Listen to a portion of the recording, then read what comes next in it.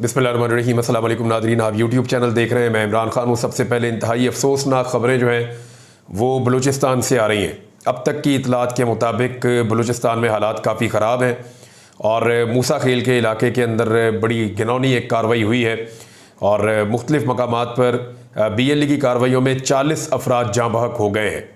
ये अब तक की इन्फॉर्मेशन है। इसमें पंजाब से कुछ लोगों ने ट्रैवल किया था ज़ियारतों के लिए और उनकी गाड़ियां रोकी गई और गाड़ियां रोक के उन्हें कत्ल किया गया।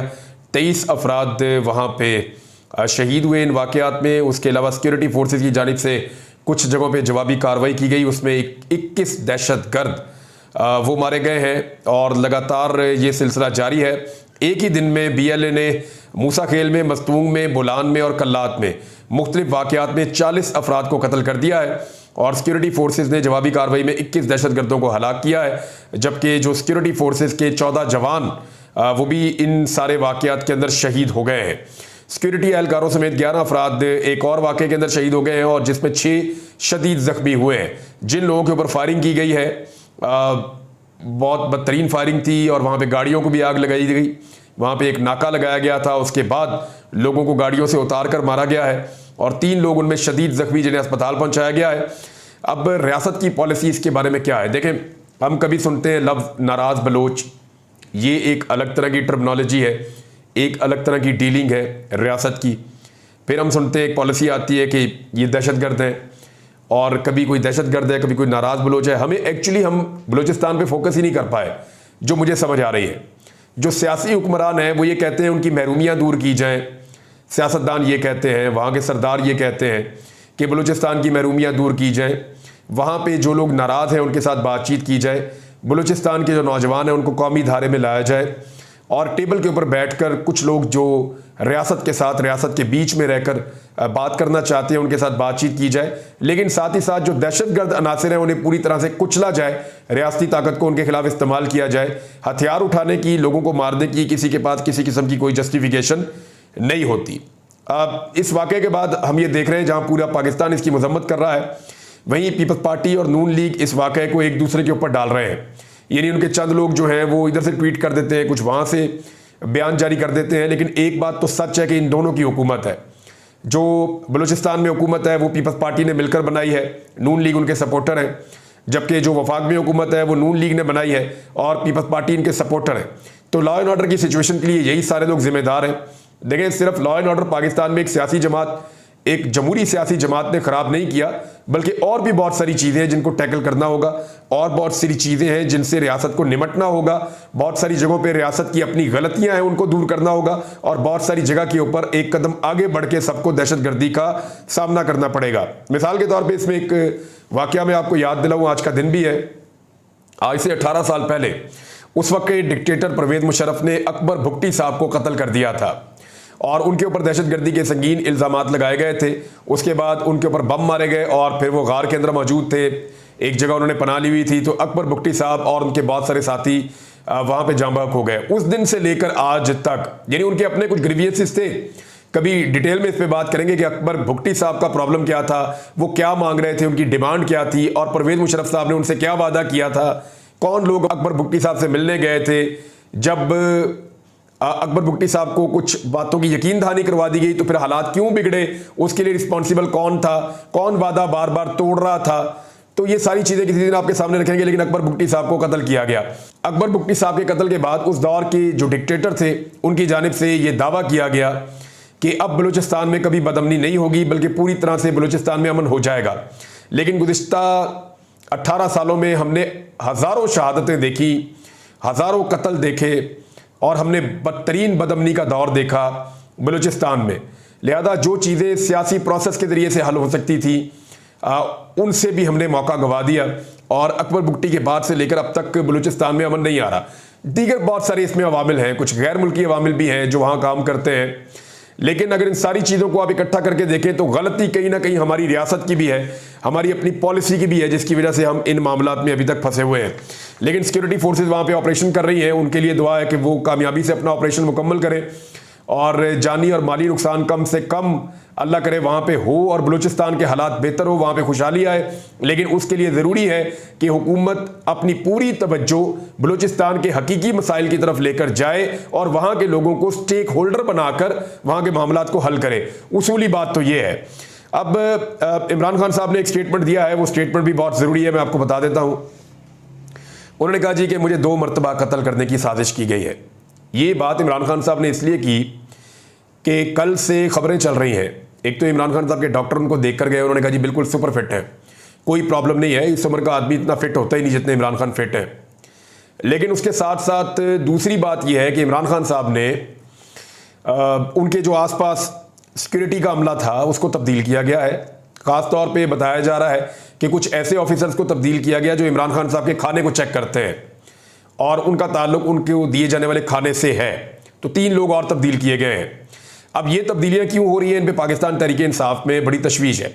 शुएब शाहीन साहब और इमरान खान साहब के वकला इस बात का या इस खदशे का इजहार कर चुके हैं कि इमरान खान साहब की जान को खतरा है। इमरान खान साहब की बहनें भी खुलकर ये बात कर चुकी हैं और इमरान खान साहब खैर आफियत से आवाम के अंदर वापस आएँ तो इमरान खान साहब बहुत सारी चीज़ें आपको ऐसी बताएंगे या उनकी अहलिया आपको बताएंगी या उनकी बहनें आपको बताएंगी जो आप हैरान हो जाएंगे। और कुछ चीज़ें मैं भी आपके साथ शेयर करूंगा मुस्तकबिल में। इमरान खान साहब ने कहा उन्होंने कहा 4थी बार मेरा अमला तब्दील कर दिया गया है, जो मेरा खाना चेक करने आता था उसे भी तब्दील कर दिया गया है। एस्टेब्लिशमेंट से कोई बात नहीं हो रही, अगर बात होगी तो पाकिस्तान के लिए होगी, किसी डील के लिए नहीं होगी, ये उनका मतलब है। 190 मिलियन पाउंड रेफरेंस की समाअत के दौरान अडयाला जेल में सहाफ़ियों से इमरान खान साहब बात कर रहे थे। इमरान खान का कहना था कि क्रिकेट वाहिद टीम स्पोर्ट है जो पाकिस्तान में टीवी पर देखी जाती है, यानी सबसे ज़्यादा क्रिकेट पाकिस्तान में टीवी पर देखी जाती है। ये एक सिफारशी टोले को लेकर आए हैं और उसने क्रिकेट तबाह कर दी है। इसके पीछे ताकतवर है। वर्ल्ड कप में हम पहली 4 और T20 की 8 टीमों में हमारी टीम आई नहीं, यानी वर्ल्ड कप में भी हम आगे नहीं गए, T20 में भी हम आगे नहीं गए। कल बांग्लादेश से हार कर नई तारीख हमने रकम कर दी है। ये सारा नज़ला एक इदारे पर गिर रहा है। उन्होंने कहा कि मोहसिन नकवी की $5 मिलियन मालियत की प्रॉपर्टी दुबई में बीवी के नाम पर है। यह गंदम स्कैंडल में मुलव्वस है। मुल्क का सबसे बड़ा फ्रॉड इलेक्शन इसने करवाया है। इसकी काबिलियत क्या है? क्रिकेट तबाह कर चुका है। बलूचिस्तान और मुल्क में अमन व अमान की सूरत हाल सबके सामने है। हर रोज़ KP और बलूचिस्तान में शहादतें हो रही हैं। पंजाब में चोरी, डकैती और पुलिस मुलाजमों को शहीद कर दिया गया है। ये 2008 का नैब ज़दा और सिफारशी है। इमरान खान साहब ने कहा कि दूसरी जानिब फार्म 47 की हुकूमत मुसल्लत कर दी गई है। उसका नज़ला भी एक ख़ास इदारे पर गिर रहा है। ये इस्लाहात नहीं कर सके, ना खर्चे कम कर सके, ना ही आमदन बढ़ाई जा सकी। ये काम मैंडेट वाली हुकूमत कर सकती है जो इनके पास नहीं है। इन सब के पैसे और प्रॉपर्टीज बाहर पड़े हैं, ये सिर्फ कर्जा ले रहे हैं। कर्ज लेने से महंगाई बढ़ रही है। बड़ी मल्टीनेशनल कंपनियां और प्रोफेशनल्स मुल्क छोड़कर जा रहे हैं। मजीद महंगाई का दौर आ रहा है। इनके पास कोई प्लान नहीं है। अगर अवाम तनकीद करे तो ये डिजिटल दहशतगर्दी बना देते हैं। उन्होंने कहा कि अपील है कि फौज हम सबकी है। मुल्क को मजबूत इदारे की ज़रूरत है। ये जो कर रहे हैं ये खुदकुशी है। मुझे मुल्क की फिक्र है। मेरा जीना बिना पाकिस्तान में है। मेरा मुल्क से बाहर कोई पैसा नहीं है। मैं जरदारी और नवाज शरीफ की तरह डील नहीं कर सकता। शौकत खानम के CEO ने बताया कि प्रोफेशनल्स के बाहर जाने से इदारा चलाने पर मुश्किल हो रही है। वहां भी प्रोफेशनल्स बाहर जा रहे हैं तंग आकर। सहाफ़ी ने पूछा कि मुल्क में हालात ख़राब हैं, आप लीडरशिप का मुजाहरा करें, कौमी मुफाहमत करें, वो आपको और उनको माफ़ कर दें।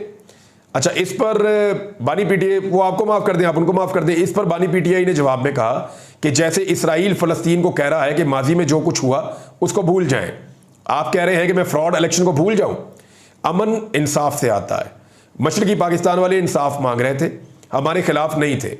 आप जिस कौमी मफाहमत की बात कर रहे हैं इससे कबल इंसाफ तो करें। सिर्फ भेड़ बकरियां जो हैं वो डंडों से कंट्रोल होती हैं, इंसान ऐसे कंट्रोल नहीं होते। बांग्लादेश में क्या हुआ? आर्मी चीफ, चीफ जस्टिस और पुलिस चीफ सब उनके वजीर आजम के थे। अवाम निकली तो अपना हक लेकर गई। यूरोप को देखें, उन्होंने कितने फौजी ऑपरेशन किए हैं। एक सहाफ़ी ने वहां पे सवाल किया इमरान खान साहब से कि इतलात है कि मोहसिन नकवी के वज़ीर आला खैबर पख्तूनख्वा के साथ राब्ते के बाद आज़म सवाती की आपसे मुलाकात करवाई गई और आपने जलसा मुलतवी कर दिया, लेकिन इसी मोहसिन नकवी पर आप कड़ी तनकीद करते हैं। इमरान खान साहब ने कहा कि यह सारी हुकूमत झूठ पर चल रही है। मैं तो इनकी खबर तक नहीं पढ़ता।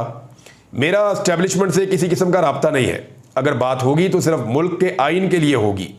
मुझे जिस सेल में रखा गया है वो ओवन की तरह गर्म हो जाता है, इसलिए मुझे पसीना आता है। इसके बावजूद मैं कोई रिलीफ नहीं चाहता।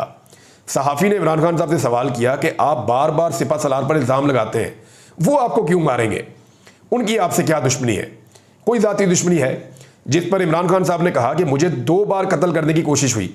सीसीटीवी फुटेज ISI ने चोरी की। जहां मुझ पर कातिलाना हमला हुआ वहां का कंट्रोल रात को ISI ने संभाल लिया था। आप जो मर्जी कर लें, 8 फरवरी को आपका बयानिया कौम ने मुस्तरद कर दिया है। लोग आर्मी से प्यार करते हैं क्योंकि वो हमें तहफ़्फ़ुज़ देते हैं। और 8 फरवरी के इलेक्शन में फॉल्स फ्लैग ऑपरेशन हुआ। इस ऑपरेशन में हम पर तशद्दुद किया गया, हमारी पार्टी पर पाबंदी लगाई गई, जेल में ज़्यादा ही सख्तियां हो रही हैं, मतलब इनकी टांगें कांप रही हैं। उन्होंने कहा कि मेरे साथ तैनात अमले को 4थी मरतबा तब्दील किया गया है। ये मुझे फराहम किए जाने वाले खाने को चेक करते थे कि इसमें जहर तो नहीं मिला। ये सब ISI कंट्रोल करती है। दोबारा कह रहा हूं, मुझे कुछ हुआ तो आर्मी चीफ और DG ISI जिम्मेदार होंगे। सहाफ़ी ने सवाल किया कि बुशरा बीबी ने जज साहब से क्या शिकायत की, जिस पर इमरान खान साहब ने कहा कि बुशरा बीबी उनके कमरे में चूहे हैं। जब वो नमाज पढ़ती है तो चूहे छत से गिरते हैं।